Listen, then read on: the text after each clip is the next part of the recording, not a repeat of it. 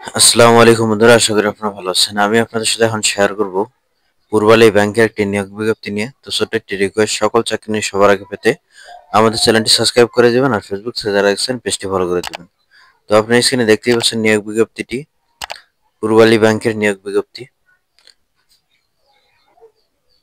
এখানে কিছু পদের জন্য বল নিয়োগ করা হবে। প্রথম পদটি হলো অ্যাসিস্ট্যান্ট ইঞ্জিনিয়ার সিভিল।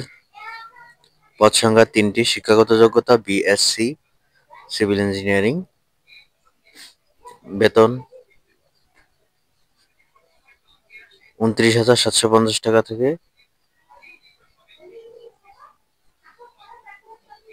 56,000 টাকা পর্যন্ত।